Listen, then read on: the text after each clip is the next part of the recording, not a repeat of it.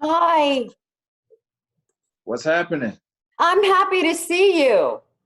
Hold on, I'm trying to straighten this thing Take out. your time. Take your time. It's always an issue. How's Florida? This week has been a lot of rain, but next week is supposed to be really nice. But I'll be in I'll be in LA over Are the you coming weekend. back? You know, Yeah. I have family in Miami. I have family in St. Petersburg, and on the other side, I hate that Palm Bay side. I have a sister over there. I have a lot of family over there. Oh yeah? Yeah, my brothers and sisters. You know, I have six brothers and a sister, right? No, I didn't know that. Now I Oh do. yeah, big family. Yeah, I'm happy to see you. I'm locked up in my place by myself and out here. When was the last time you were in LA? I left mid-March. Oh, so you haven't. I mean, it's really strict out here. It's so Oh, I much. know. Yeah, I'm only coming back for a few days. Hmm. Yeah, I'm only coming back for a few days. I Yeah. would only come back for a few days too. Yeah. Yeah, because it's rough. So anyway, so it makes me really happy to see people I know and talk to people, because it's Right. Right. So anyway, so here's the deal, Tio. I'm going to record this, and we're going to. So this it's on Sunday, I think. We have the game. You know the game with your famous catch, right? Where you got all emotional. Oh my God, I watched it. It actually brought tears to my eyes. I loved Oh, seeing. Right, I know people tell you that all the time. Or the Green Bay game. yeah, that wild card game where you made the Yeah. catch. You weren't having a great game up to that point, right? And you make the game-winning catch, and it's just the most amazing thing. But even more amazing was how emotional you got during it. So I want you to kind of just walk me through that and what happened. I think if you just as you mentioned, I think the as the game began, it didn't really start particularly well uh, for me or really us as a team, and so that was kind of like my first experience, kind of just being in that type of atmosphere, knowing that prior to even me getting to the Niners, just knowing, understanding the tradition of being a 49er. Just to be in the playoffs, they're always in contention to win the Super Bowl, always in the playoffs. And so that was my first time because I always reflect back on my high school and my college career. I never really played in any big games where it really mattered. And so, and I'm sure as you all know now, I was a late bloomer. So I never felt like or thought that I was an integral part of any team's success. So now to be with the 49ers, obviously a historic franchise, and 95 was their last time that they won a Super Bowl. So I got drafted in '96. So I wanted to be part of something special. So I think I put a lot of, I guess, pressure on myself to try to contribute and be a significant part of the success and us winning the game. So little did I know that I put all this pressure on myself. I had a fumble. I had a few drops in the game. One of which in the far end zone, away from the locker room, that end zone. I remember running a route, and so ran a good route, was wide open, and based on where we were and where the sun was at that particular time on this particular pass play, I ran a shake. I think I ran a Colorado route, which is a slant, and then you plant and go back out. And so as I planted and I came back out, and I saw Steve throw the ball, but as the ball left his hand and in the trajectory of it coming towards me, it went above the stadium into the sun. So I couldn't see it. So I had to basically try to feel it out and see where it was. And if you look at that play, I was literally trying to fill it out. And as soon as it came out of the sun, it got right up on me. And so I ended up dropping it. And so that kind of put a lot of doubt in my mind of like, man, it was just disappointing that I didn't come up with that play. And so after that, I had a couple more drops. And then, my teammates, I remember my teammates, Derek Dees, I think Marquez Pope, they all came to the sideline and they just told me, keep your head up. They're like, you're going to make a big play. And my coach, Larry Kirksey, I can't say enough about him. He just kept coming to me. He goes, look, block it out, move on to the next play. And that's hard, especially for somebody so young and me trying to live up to the expectations, really kind of live up to, the expectations of my teammates, live up to what Jerry has done. At this point in time, like he's the greatest, still is the greatest of all time. So I'm just trying to do whatever I can. And so, just it was just a frustrating day. But nevertheless, overall, I came up with that big play. And as you mentioned, it was very, very emotional because as any athlete, any player, you put so much hard work. And I know what I had done, during the off season, every off season up until this point, to be a big part of the team's success. Knowing that in high school I was never part of that. I played 4 sports in high school. I played baseball, I ran track, obviously football and basketball. And so I was never really that guy that could really change the scope of the game. And so obviously for me to be in that position, and Steve Young, obviously knowing the terrible day that I had, it just says a lot about Steve that you don't necessarily have to force the ball into your superstar. This is a situation where, it's do or die. He easily could have forced the ball to Jerry, but this is a guy that understood the principles. He saw what the defense gave him, and he delivered the ball where it should have been. And I just happened to be on the receiving end of it. So I remember instantly when I caught the ball, and I went down, I immediately thought about my grandmother. So that's what really brought about the emotions, because my grandmother always told me, growing up, is always keep faith, have faith in yourself and your abilities. And so that was one of those things that kind of happened and unfolded on that play, is that I didn't give up on myself. Steve didn't give up on myself. And that honestly, that play could have made or broke my career. But I came up with the big play, and I just immediately when I made that play and went to the ground, I thought of my grandmother. And that's what brought it. And I understand, because I know how close you were to your grandmother, because she was the one who raised you. But I'm going to go to her in a minute. Because I love that you brought her up. I want to stick with that play for a second, because I want to know. Okay, so you're in the huddle, right? And you're finding out what you guys are doing. What's the play? What's going on? Are they telling you at this point? Is Steve like, Tio, I'm coming to you? What's going on there? No, I think a couple of plays prior or play right before the actual catch, there was a play. The actual play was called, it was all go. That was the play, it was all go. And I think the play or two before that, it was all go double comebacks. And so I was in the slot on both of those plays. And so JJ, the outside guys, they run comebacks. And so the play before that, we called all go double comeback, and where I was in the slot, I ran the exact same route, on that particular play and the play to win the game, the game-winning catch. And so I saw the coverage. It was cover 2 on both of those. And so JJ ran a comeback on the first play, and Steve threw the ball. And I think if you recall and you go back and watch the clip, that play almost got intercepted. So that would have just killed it. It would have been game over. But for whatever reason, I think the ball was dropped, the ball was something like that. And so now the next play comes about. And so I remember when he called all go again, I just remember in the huddle, they just said, like, yo, we got to take a shot. We got to get a shot to the end zone.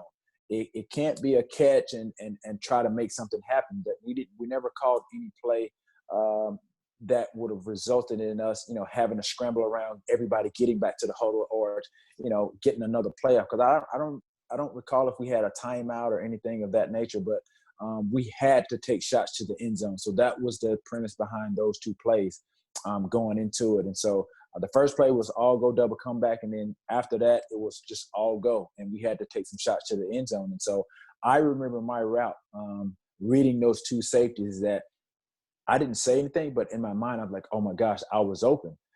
So when he got back to the huddle, he called. You were open on the play before. So you knew you were open on the play before. Okay, all right. I just want to make sure that's what you're saying. Okay, go ahead. Right. Yes, I was open on the play before. And so, again, it was cover 2. That's where it's 2 safeties up top on the back end. And they're trying to prevent, any plays that get beyond them and keeping everything in front. So I basically just read my assignment based on my side of the field. I saw it was Darren Sharper. I basically just ran as close as I could to him and I cut right in front of him, in front of the safety. And that's where the ball should be thrown. So obviously the game-winning play, you see that.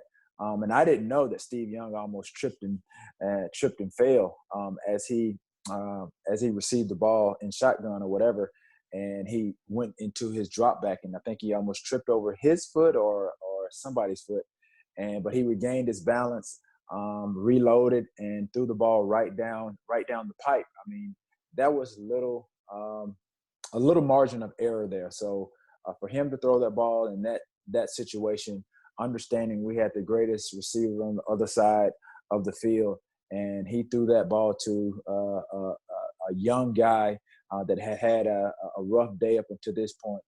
Like I said, it speaks volumes to him sticking to his principles. Because again, I equate this game or this type of play or this atmosphere, that moment in the game, equivalent to a basketball game. You're down by 2, you need a 3, or you're down by 1, you need a bucket, and you got Kobe, you got Michael Jordan on the court, or you got LeBron. Ideally, that the ball is going to go to one of those guys.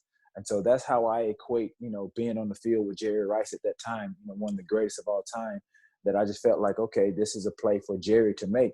But I never gave up hope, in myself, just listening to the encouragement of my teammates, my coaches. And I've always been that way. I always had that unwavering faith and belief in myself that I could be something special. At that particular time, I hadn't done anything special, but I just believed in everything that I had put into the game and my skill set up until this point to come up with that catch. It was so great, though, because you were so raw and you cried. And that's the thing about Right. you, is you just were never afraid to be you. I loved watching that, And so on the sideline, or I think you were on the sideline, and you were still real emotional. And a lot of your teammates and coaches were coming up to you. Do you remember the things they were saying to you at that time? Did Jerry Rice say anything to you? What happened? I remember, well, actually, when one of the first couple of people that came up to me when I made the actual catch, I remember it was, I think, Terry Kirby or Chuck Levy. They all just kind of just like, oh my gosh, like you made it, you made the catch, this and that and the other. And then I remember coming back to the sideline. I think J.J. Stokes was there. I think Coach Mariucci. I was in their arms or what have you. And yeah, like I said, I thought of my grandmother at that particular point in time. Because like I said, as a kid, I've always wanted to be, I've always wanted to make a big play like that. And so as an adolescent, growing up in high school, college, I was just a late bloomer. My skill set wasn't really up to par to the point of where I could have contributed in that manner in high school or college. And so now I'm on the biggest stage of any kid's career at the professional level, playing against a historic team in the Green Bay Packers, Brett Favre, going against Mike Holmgren as a coach, and me, playing with, Jerry Rice, Steve Young. That's something I never envisioned for myself. But I think a lot of people, I've told this before, I never thought I would play beyond the collegiate level. So now to be on this stage, and to make a catch in that moment, those were the emotions that I think that I was feeling, because I was like, man, this is what a kid always dream of, is making a big catch. I mean, you see, guys, especially in basketball, emulating and counting down, 5, 4, 3, 2, 1, making a big shot. So for me, that was one of those moments. Oh my gosh. I guess that's why I love it so much, because I felt the emotion of it so much. It was so fun to look back at it. You've told me, Terrell, that it's not you and Jerry Rice, or maybe I don't remember how the discussion went, but it wasn't like you were always talking with Jerry Rice. Maybe you were observing him more to learn how to run routes. Right. But did he say anything to you after that? Was there anything he said? Did he, even a nod of approval? Was there anything? It was so chaotic and so emotional at the time. I don't recall anything really. Like I said, it was a blur. Once Right. everything coming, I honestly, when that ball came to me, it was literally, I understand when people say that it seems like everything is in slow motion. And literally when I ran that route, and I cut across the safety's face, I just felt like, I could just see the seam of the ball. Everything was just, in slow motion. And then as soon as I caught it, everything just went back to real life, real speed. So, yeah, like I said, just coming to the sideline, like I said, I just remember a couple of guys. Obviously, JJ was there, and everybody was congratulating me. So it's hard to kind of pinpoint, or point out, who said what or where everybody was. But I know Jerry, he was just as happy for me, just as everybody was. Like I said, I couldn't be more happy. Or couldn't have been happier than for myself, just for the fact that I made the catch, considering I had played really poorly up until that point. So I remember throughout the course of the season reading. This is where before the internet and all this stuff was relevant. But every week newspapers would circulate around, and so after Sunday games, obviously people would go in on Monday, Tuesdays, and people would be reading the newspapers, this, that, and the other. So there was a section. I don't know which newspaper it was, but it always had the GOAT of the game, and GOAT that didn't mean that was right. the bad part. Back in those days, that was like the bad guy, the worst one on the field.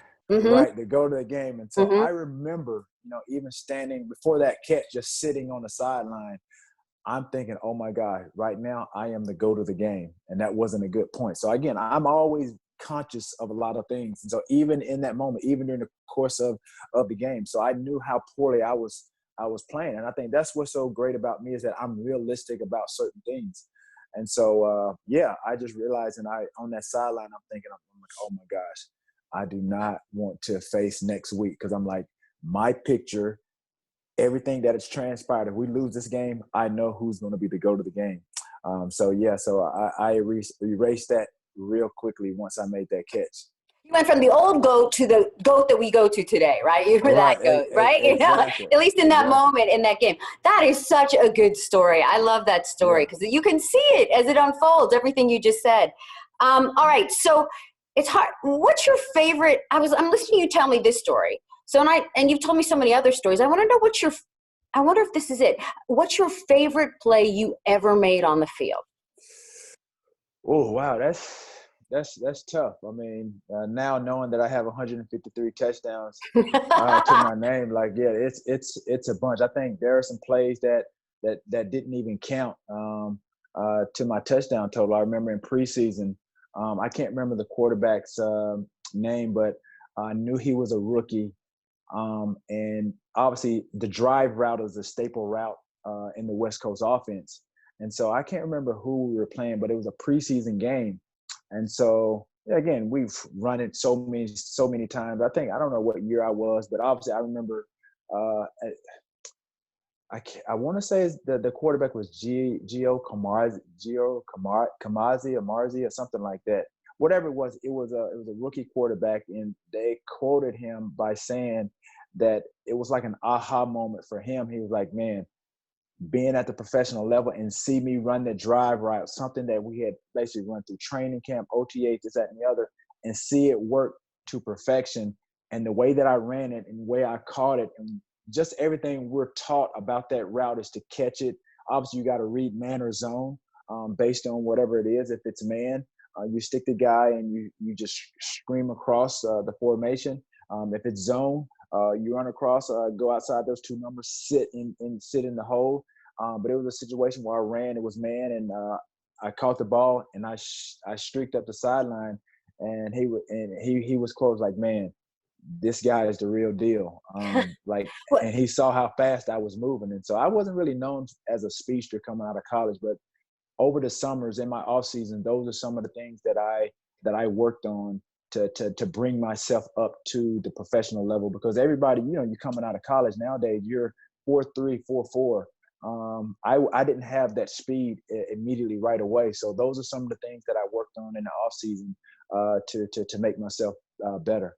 That's wild. So what year was that? That must have been early on? It was early. Yeah, it was early on in my career, but there are so many plays. Yeah, wait a minute, but I really want to make this clear. I just asked you what your favorite play was you're a Hall of Fame, thank God, receiver, right? And I just asked you what your favorite play was, and you just named a preseason game and it was early on in your career. Really? Yeah, I mean, I think that was, I think it was the beginning signs and sort of like a precursor of what I was to be and to become. So again, I was work in progress. I wasn't, like I said, I wasn't known for my speed or anything coming out of college. I was drafted on really kind of my physical attributes. That was kind of like my long arms, my height. I wouldn't say speed. That's something that I gained as the years progressed.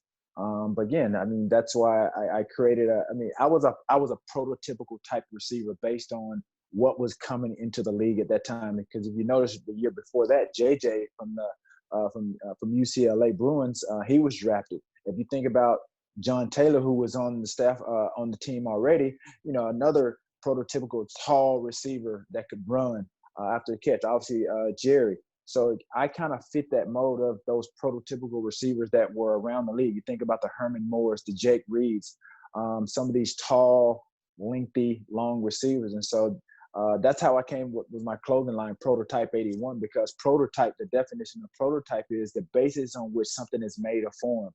And so up until this point, I was really a nobody. So I was basically just, kind of just becoming my own and forming myself into who I eventually became, which is a Hall of Famer. So, there's a number of plays that you mentioned. There's so many plays that I can recall, and there's some that I can't. But I just remember, certain plays here and there. I have to sometimes refer to some of the highlights that people post.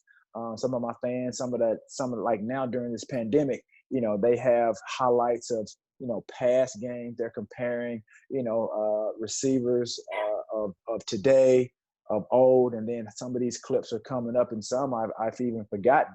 So even like I said, another preseason game that I remember was the first game that I played with the Philadelphia Eagles, and we were playing the Ravens, the Baltimore Ravens, in Lincoln Financial Stadium, and at home.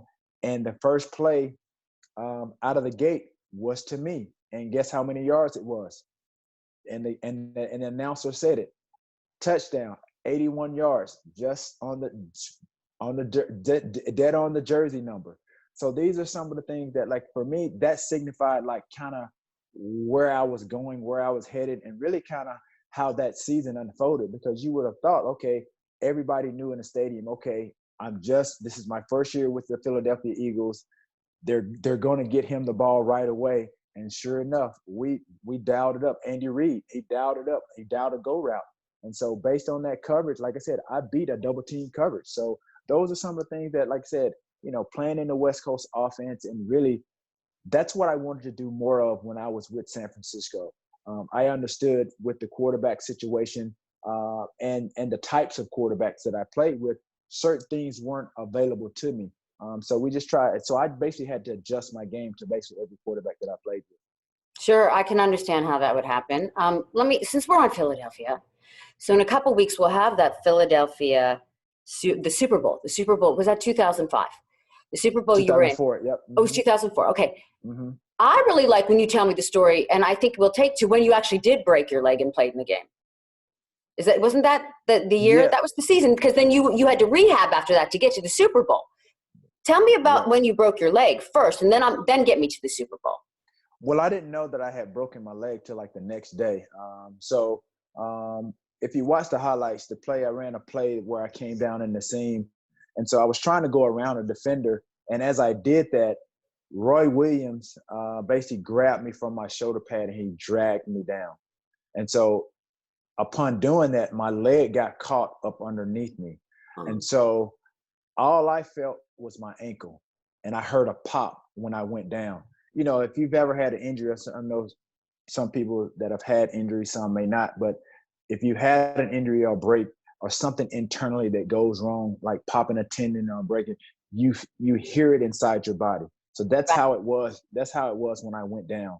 And so I heard a pop. And so I knew that my ankle had gotten caught up underneath me. So I'm like, in my mind, immediately, I'm like, oh, I was like, I broke my ankle. That's what I felt like I did. I felt like I broke my ankle. But ideally, it was kind of twofold of what I heard. I heard a tendon. Later did I learn I snapped my deltoid tendon. And the next day, as I was just alluding to, is that I didn't find out that I had broken my fibula to the next day. And the only reason I knew that is because when I went in to get more x-rays the day after, I explained to the radiologist, I'm like, yo, I was experiencing a lot of pain up by my knee area. And he goes, okay, cool. He goes, we'll just x-ray the entire leg. And so that's when it was revealed that I had broken my fibula, as What did well as break torn look all like? the tendons. It wasn't a clean break. It was a break in there enough to, even if I think if I hadn't torn my tendons, I would have had to sit out some weeks in order for that break to So heal. you could see the crack in the bone, but it wasn't Right. separated. So Right. that was kind Exactly. of how it was. Okay, but the But tearing all the tendon. I interrupted you. I shouldn't have. So it's the break in no, the and then the tendons or something you said tore it yeah, off. yeah, yeah. So I tore my tendon, and little did I know, like they had to go back in. Like my tendon, it happened so fast that my tendon tore and it got stuck in between the bone. Wow.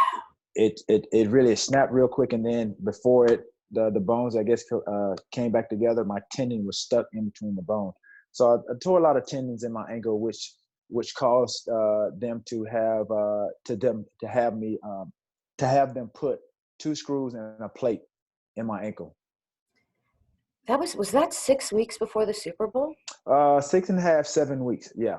Yeah. It was around December, like I think 15th, 16th, somewhere in there. And between December 15th or 16th, you rehabbed in that time your tendons and your bone, and you were able to play in the Super Bowl, which is just so extraordinary. I don't remember, you probably know how long it takes for a bone to regrow. It's either 6 to 8 weeks. I can't recall. Right. Yeah. I want to know about that period of time and what that type of rehab feels like and looks like. It didn't feel good by any means, especially the first few days after the surgery. I thought I was going to I thought I was just going to just relax about a week and then start rehab the following week. But little did I know, I went in. Rick Burkholder, who's now still the trainer under Andy Reid at the Kansas City Chiefs at the time. Well, he was the trainer with the Eagles, but he's now with Andy Reid Right, with the Eagles. right. I want to clear The that up. Chiefs. But Yeah. yeah. Mhm. So I get at it. that time, I went in the next day to the facility, and he basically told me, he goes, obviously we scheduled the surgery, and then I come back from Baltimore, which is where I had the surgery, and he basically said, yeah, we're going to get after it right away. And I'm like, what? So the most painful and excruciating thing about this injury is that I had to keep my leg elevated throughout the course of the night and iced. And so once I put my foot down, the blood flow that goes to that area, it was probably like the most excruciating pain that I've ever felt. Like it literally, I mean, it was terrible. It felt like somebody was just stabbing my ankles. Like it was hurt that bad. So, okay, wow, that's incredible. So you would go to bed at night, and what would you prop something under your leg? Yeah, the first couple of nights, I just basically just tried to elevate it, especially before I had the surgery, I elevated it, iced it and things of that nature. And then the next day or so, I went to Baltimore, had the surgery. And then that's when the healing process started to begin. So I just did everything that they asked me to do. I think a lot of people know now that I kind of introduced the world to the hyperbaric chamber, which is something that accelerates the healing process, especially when you talk about the oxygen level and oxygenation that's needed. And so I slept in my chamber every day, every night,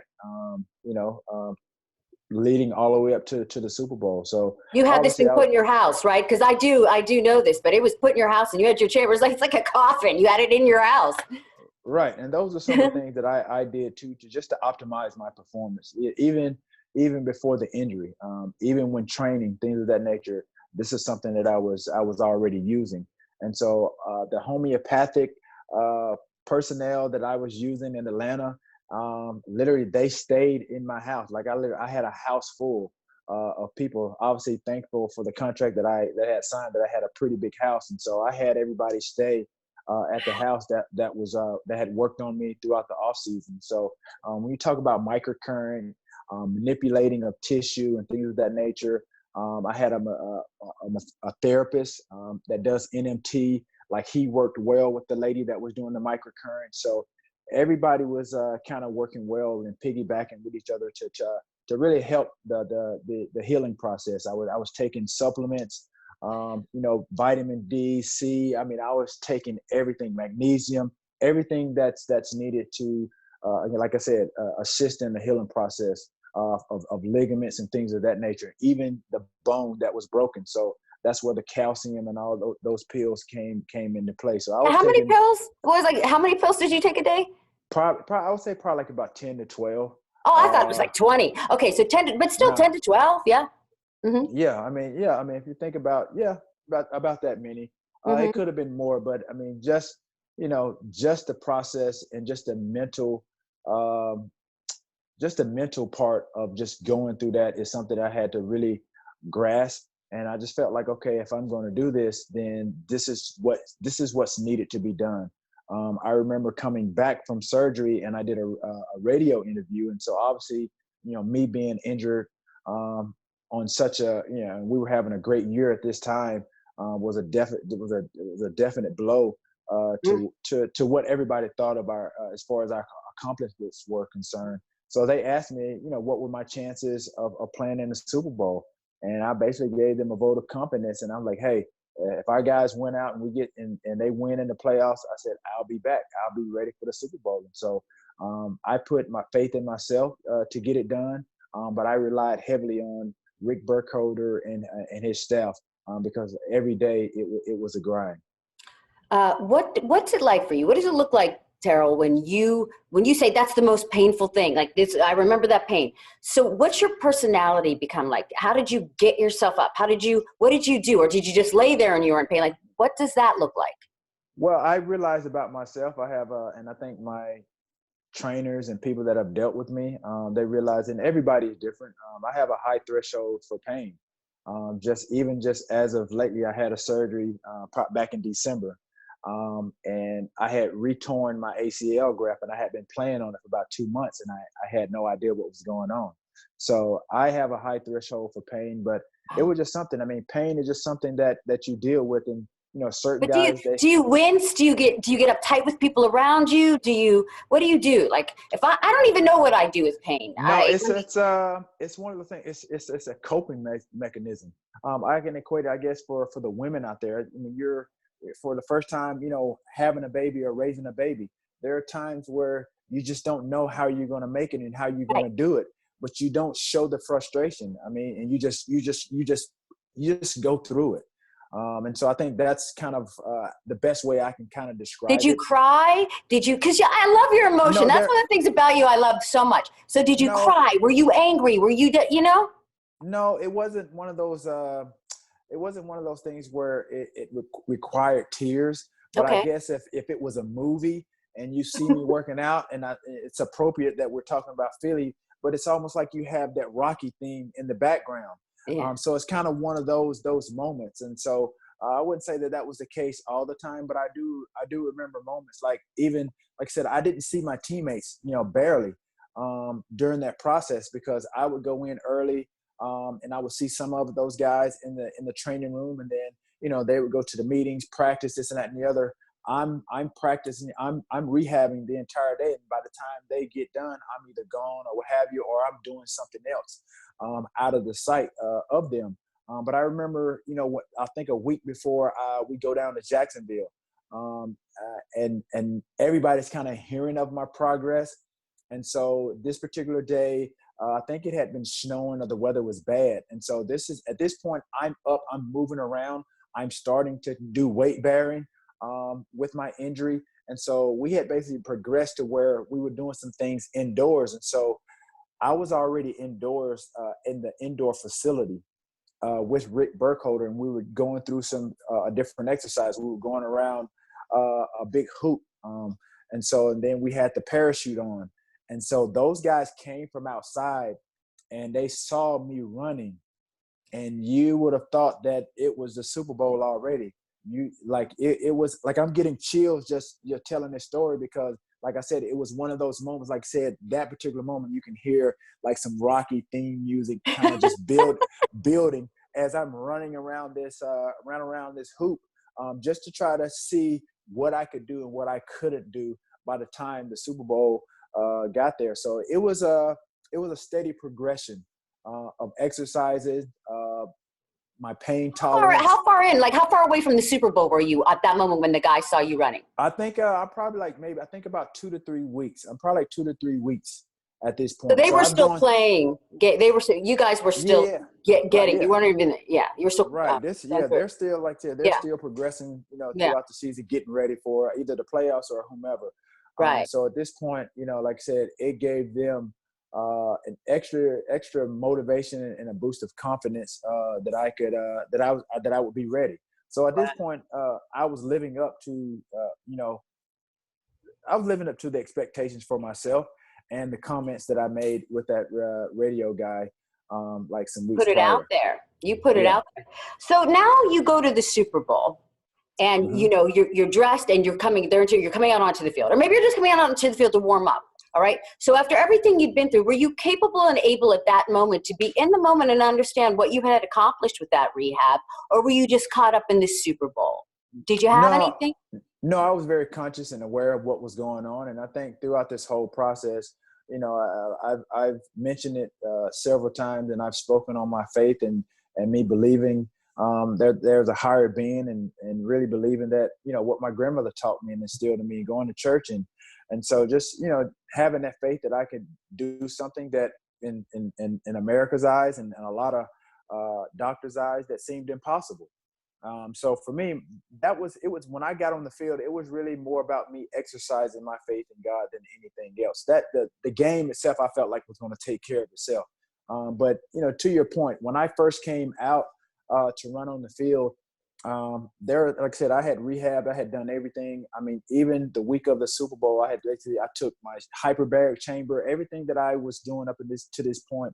I took it to the hotel. I didn't even sleep in my bed. I slept in the hyperbaric chamber all the way leading up to the day of the Super Bowl. So obviously I have a routine, pregame routine. Before I get out on the football field, before the actual game, I'll go to get out on the field. I'll usually walk around or I'll jog around the entire field. And so prior to going out, obviously the trainer, he wanted to have some extra protection on my ankle. So up until this point, I hadn't really taped my ankles, even through my rehab process. So this was just a precaution and just protection for my ankle. So he taped my ankle up, and I go out and I go to run, and I realized, I'm like, man, this is not going to work. Like, the tape restricted me more so than anything. And I went to Rick and I said, dude, I can't play with this tape on. And he goes, all right, let's take it off. So we took it off, and then the only thing that really bothered me, and you mentioned it earlier about I guess the complete healing process of a bone. And so my fibula, the break at my fibula, that's what bugged me. Because if you realize, or if you don't realize, and for people that are watching, when you distribute weight, your bones, they spread. Mm-hmm. And so, not to that magnitude, but I'm just giving you Mm-hmm. an example. So your bones naturally spread. And so as I was planting and I was running, my bone spread, so which was making that bone, that break, ache really bad. And so I went in and I told Rick, I said, Rick, I said, my break, I said, up by my knee, I said, is really hurting. I said, the ankle, everything, I said, that's fine. That's not really bothering me. And I said, he was like, all right, cool. He said, let me figure something out. And so what he did was he basically took some tape and basically just taped it around really tight around my right below my kneecap, around that break, to try to help prevent the spread. And it eliminated some of the pain. Obviously, I took some pain pills or what have you to kind of get through the game. Yeah, but But other Terrell, but that's crazy. I mean, did you trust your bones? Did you trust your leg at that point when you knew you were hurting? Oh yeah, absolutely. I mean, like I You said, did. How did you I trust it? Did the doctors show you something that made you say okay? Because you're right. I mean, I love how much you know anatomy. It's true. The only reason I know, my brother's an orthopedic surgeon. So right. did you trust that? And no, No, at apparently. that point, I had number one, I had to trust myself. I had to trust in God, and then I had to trust Rick. And, at this point, why not trust the guy that has gotten me to where I am Okay. day of the Super Bowl? So I think it would have been dumb for me to second guess anything at this point. So I trust me. I fully trusted and supported anything that they brought to me. Again, like I said, obviously, I think unbeknownst to a lot of people, I had to sign a waiver to play in the Super Bowl.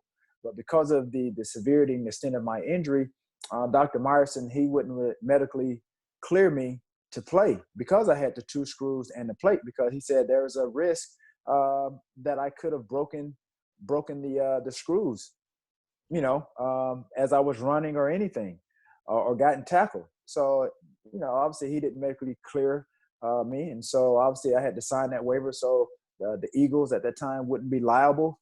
Because again, that could have been a career-ending injury for me. So, and it's so unfortunate for me. I thought I was doing something great for the team, giving us a boost, and just with me being there, and then just by my performance. But it was just disappointing toward the end, and just to hear some of the commentators and people that watched the game, especially some journalists that labeled me selfish for even attempting and playing in the game.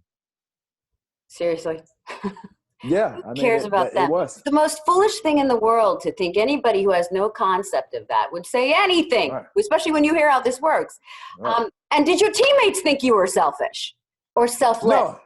No, right. I think if anything, right. selfless. But I think Mm-hmm. I played probably better and beyond the expectations of my head coach. I wish I could go back and moments while I was on the sideline, I wish I would have been more proactive and told him, like, yo, just unleash me. But I told him, I said, yo, if I'm on the field, I said, treat me as if I'm 100%. But I know he didn't, because of the way the game was called or what have you. Andy held back. So again, there were moments, like I said, there were 9 balls that were thrown to me, Liz, and I caught all 9. And so again, like I said, if I could go back and I trust me, if there's a couple plays, maybe a few more ticks left on that clock, we win that game. I know that Andy's your favorite coach. I know he is. So you don't blame him for doing that, do you? No, yeah, I didn't think. Not. No, not at all. I know he was being cautious, but I'm just saying for myself, I wish I could have just had one of those moments, like, yo, to unleash me. You know what I mean? But up to this point, like I said, I'm pretty sure I had played well beyond the expectations of him. And like I said, there was a scare right before the week of the Super Bowl, because on Wednesday leading up to the Super Bowl week, during Super Bowl week, that was my first time practicing with the team. And little, I think, does everybody know that during that course of the week in Jacksonville, it was unseasonably cold during this time of the year, which usually it's not. And so that was my first time practicing with the team. And so my body was obviously adjusting to the climate, the temperature, things of that nature. And so first time I go out and I'm running routes, I hadn't limped or anything, even with my rehab, doing ladder work or nothing. And this particular day, it's drizzling rain. It's about, probably 40, 50 degrees, which is cold, for Jacksonville. And my legs started to ache, and I tried to play it off, but my body was obviously compensating, and it could just feel, it was probably adjusting to the temperature around me at that time. So it didn't bode well, because Andy didn't have a whole lot of confidence that I would be ready on Sunday. Yeah, and he had to care about your life and your body. How's your leg now? Do you feel any side effects of this? No, I'm good. You don't feel anything? Man. No arthritis, nothing? Nope. I've maintained, my body throughout the course of the years that I haven't been playing. I've always been active, and so those old injuries, those are some of the things that I still get maintenance on. So if anything feels a little bit out of normal or out of sort, then I'll address it. Okay, so all of that happens. You go through all of that, which is pretty amazing. Probably there's no question, probably in all of history, you rehabbing that quickly and going out to a level to play like that, you've got to be top dog on that. I don't know if there's anyone else who's been able to do something like that, right? But I can think of some of the greats who maybe Kobe and his Achilles, whatever. But you didn't win the Super Bowl. So you're in the Hall of Fame. All these great stories we tell about you. You did all that and didn't win the Super Bowl. How does that sit with you? I just realized that there are a number of great players that have reached and achieved a lot of things that didn't ultimately reach the Super Bowl. And I'm sure there's a number of people that that are Hall of Famers in a number of sports that you feel like they were great athletes that didn't win the title. So when I look at it that way, I feel like I'm in great company. I would be in great company had I won the Super Bowl. So my thing is, I've always said this, that people that I guess they will, I just try to assess my career based on, or if there's any comparisons to another guy in another sport who has won a championship and I hadn't. I always say this to them: it's like, I may not have won a championship, but that doesn't lessen it doesn't mean that I didn't play like a champion. Oh, no doubt about it. Oh my gosh, we could talk forever. I want to ask you about a couple things because my guys asked me to ask you. First of all, they were like, I was like, really, you want me to get a hold of T.O. and talk about these things? And they said, yeah, because you know what? Everyone still wonders what T.O.'s doing. Where is he now? What's he doing? So what are you doing? Let's tell everybody. What am I doing now? I am enduring this coronavirus pandemic like everybody else.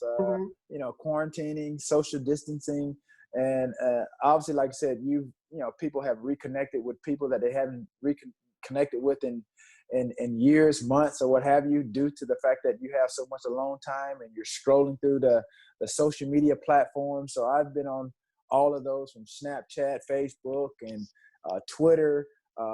Like Instagram. I've become a TikToker. Oh, you have? I didn't even look. Oh yeah, people have loved my TikToks. People say that I'm trying to become TikTok famous. But so are you dancing? Because you're a good dancer. From the time you were a kid, you're Mr. Michael Jackson dancer. Well, you need to do, Liz. You need to do a little bit more with your time if you don't know that I've been TikToking. Listen, I did not do enough preparation. I didn't go on TikTok to find out about this. That's true. It's actually true. I know you watched The Last Dance. I know you did. Oh, absolutely. I was glued to every second of it. And even with the last, like I said, I had some mixed emotions and feelings about certain things. Especially, I know I commented on the whole Scottie Pippen situation. Little did I know that he was paid.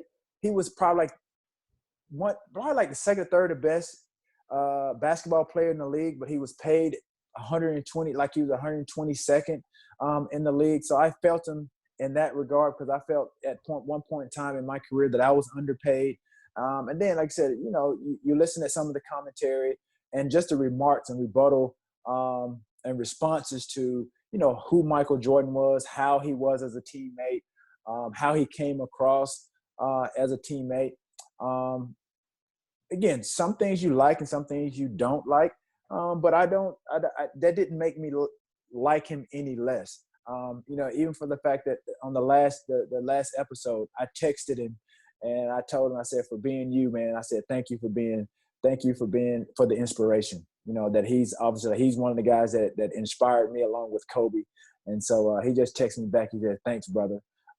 So other than that, I was glued to it. And it, like I said, it only solidified what I already knew about him, as an athlete, and what greatness and how it is personified. And so I'm very fortunate to have, shared a jet ride with him. I've met Juanita. I've met his nieces. I've met members of his family. So, and then being part of Jordan Brand, I think it was 06, like 06 is when I was became part of the Jordan Brand family, along with a few other athletes. I think Randy and myself were kind of like the first couple of guys for our football that joined the Jordan Brand. And so for me, for me as a kid to watch him play, and I remember the first time I met him, which was a Super Bowl weekend in Atlanta. And so as a kid, like I said, I told you, I didn't know that I would play beyond the collegiate level.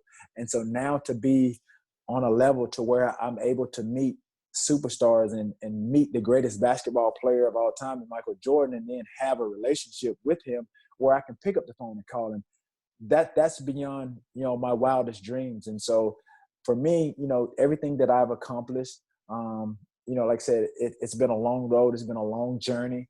And I always said, if I had the passion for basketball, if I had the passion for football as I did for basketball, there's no telling, how great of a football player that I could have been. You're the second greatest receiver of all time behind Jerry Rice. What are you talking about? It's crazy, T.O.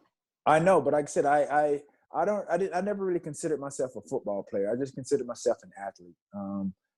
Again, I had to learn the receiver position. Going to a small school, I wasn't faced or played the competition, the Division I competition. So Right. I was a late bloomer, just as my son is right now. And so I see a lot of myself in him as his development. How His old is he? size. How He's old is he? 20. He's 20. 20. Yeah, and he's Where attending is he going? Is he in school somewhere? What's he doing? here in Florida at FAU, Oh, Florida Atlantic yeah. University. Yeah. Lane Kiffin, who just went over to Ole Yeah. Miss, he was a coach here. So I'm hoping that he can become at least half of the receiver or the athlete that I became. But I don't put any pressure on him. I just try to give him all the inspiration and motivation that I can. And if not, I'm sure when he doesn't talk to me, he talks to my brother more so than anything. That's how kids of famous parents are. They don't listen to you; they listen to everybody else. It's a lot of pressure. It's a lot of But pressure. I try to have open conversations with him and dialogue. It's something that I didn't have with my dad, so I try to open that book up to him, which wasn't open up to me. And so I tried to express to him like, "Yo, I'm here for you whenever you need me." I don't try to bombard him with anything. I don't put any pressure. I didn't put any pressure on him to play football. I allow my kids to be and do what they want to do and be what they want to be in life. Your story is so well known because you've had the courage to talk about who you are and what you came from. And Right. it's such a beautiful thing because it helps so many people. So now, and when I'm asking you, like, where are you now?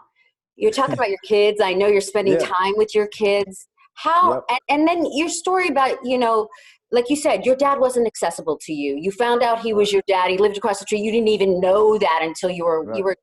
a About young 12. teenager. Yeah. Yeah. Mhm. So now this many years later, we're spending time with your kids. Where are you in that space? I feel like I've made a bunch of strides, some major strides in being a father, to my kids. There's sort of like a quote, I guess. It doesn't take anybody can be a dad, but it takes a lot to be a father.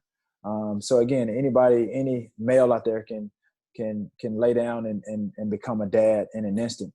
But it takes a lot of work and a lot of effort and a lot of commitment to become a father. And so that's kind of where I am, the space that I'm in. Obviously, just understanding where we are as a world, just being relevant, keeping myself relevant by doing certain things. I don't try to be the cool dad with my kid.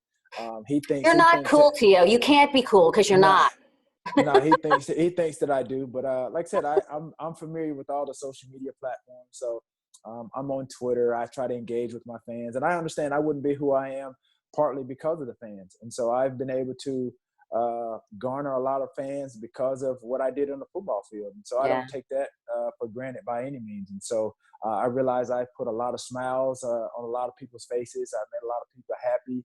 And then, if you didn't root for me or, you were rooting against me, then I made you sad as well. And I probably made you mad. But overall, I just, like I said, I attribute a lot of my success to my 3Ds. And I'm sure I've told you before, is desire, dedication, and discipline. So where I am right now, I mean, like I said, I'm in a good space. Just like I said, I'm just living life and just trying to create, different opportunities, for myself to make a living and support my kids. Yeah, and that's going okay. It's nice to see you smile so much, especially because we're going through this, this crazy coronavirus. I want to see what some of the questions one of my producers sent me last night. Let me see. I think I've gotten a lot of this. I think the biggest thing that I know about you that you've talked about so often is that basketball is really your first love, Oh yeah. and yeah, I already know that because that's one of the things everyone asks me. They're always like, what does he like more, basketball or football? I'm like, basketball. He's a basketball guy, Yeah. right? Yep. Yeah. Yeah. That I Yeah. am. That I am. I played Mm-hmm. 3 years. Little did anybody know, unbeknownst to a lot of people, I played 3 years of basketball as well. Yeah. In college. Yep, at the University of Tennessee at Chattanooga. So Yeah. got a chance to play. Didn't get to play, but I was there when Michigan came to the Roundhouse. That's when Which Michigan team? Was it the They had Fab Five? No, they had Maurice Taylor and some of those Oh, guys. it's never a bad So, team. but still, just Michigan coming into Chattanooga to play us, and Dick Vitale, was announcing the game. So that was phenomenal. Just that atmosphere, just that experience. Like I said, that's something, like I said, I'll never forget. Like I said, How'd you do in that game? How'd you do? I watched everybody play well. What? I didn't get to play. I didn't get to play, but I watched. What do you mean you didn't get to play? You're a Hall of Fame football player. You wouldn't get to play? Well, I didn't. They didn't know I was going to be a Hall of Fame player at that particular time in college. But I got a chance, like I said, to play.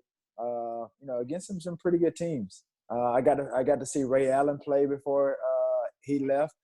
He was at UConn. So I remember we made the tournament, and then we ended up playing UConn the first round. We didn't win, but we were there. But you were there. You made it to the dance. I'm just going to take one last thing, because I do love when you talk about her, that you wouldn't be where you were today if it wasn't for your grandmother, that she really is the reason. She really is the reason. And when you sit here today and you talk about being a father, and we're talking about all these great moments that I love hearing about, where does her spirit sit with you, or where do your thoughts go with her? It just depends on what I'm going through and what I'm doing. But I think, now just, like I said, I wish I could have, or she was conscious enough and in a state of mind to understand what I became and what I accomplished, because 96 was my rookie year, and that was when she was diagnosed with onset of dementia. And so it progressively— And had Alzheimer's, Right. So it progressively ended up getting worse. And so, now just me being a part of Alzheimer's Association and organization, that's been great, just in her honor. Being able to speak before Congress in 2000 was a tremendous moment for myself. I got to meet Dianne Feinstein, Arlen Specter, I think he was a senator or something. From Pennsylvania. PA. So these are some of the things that I remember. And also who spoke that day was Mike Martz, who was the coach of the Rams at the time. I think his grandmother or mom had it. As well. So just to speak before Congress, just to increase awareness and increase funding for the disease, like I said, that's a proud moment. But I wish I could have, like I said, just realized that she knew what an impact that she made with me. Like I said, not only just just with her spirit and what I was able to accomplish on the football field, but who I became as a man, as a person. And I think that's when people see the raw emotions that I displayed throughout the course of my career, that's the essence of who I am and who my grandmother raised. And so, I think that's— anybody that knows me, I think I'm going to tell you what it is, how I feel. Yeah, and it's misunderstood, but it's the greatest thing about you. I agree. If she were here, like, let's just say we had that moment. My grandmother had Alzheimer's, by the way. I went through all of that too. I understand it when they stop knowing who you are and everything. I know it. I've lived it. The caretakers are the ones that suffer the most, not them. Right? Yeah. So if she had a moment, let's have this moment, okay? So our grandmothers come back and they see us today, okay? So now they come back and now they can see us and they can look at us, they can understand everything, and they're going to say something to us. What would your grandmother say to you? She probably would say, I mean, in probably the most countryest of terms or sayings, like, "You done good, son." Right? Yeah, that's something I'm sure she would say, or I knew it all along, probably. Yep, or she would probably want— knowing her, she would probably want to dance and want me to dance, knowing her. I love it. She'd love the TikTok. She'd love the TikTok. Oh yeah, she would love that. Honestly, if she was here, she would be like some of these other 90-year-old women that I've seen, grandmothers that's on TikTok. I guarantee you, I would have gotten her to try to do a TikTok with me for sure. Yeah, I love it. I love it. It's so good. I'm so glad I saw you. Thanks for spending so much time with me. I really appreciate it. So we're gonna run some of it this week. I know we're gonna run it all over the place this weekend, then in a couple weeks after those games. So we'll have a good time with it. And then I'll put the whole Zoom on my YouTube or something like that, because I think everyone will enjoy seeing you. So you take care. I'm glad you're there, and be safe traveling. All right. I'll talk to you soon. Thanks. Bye.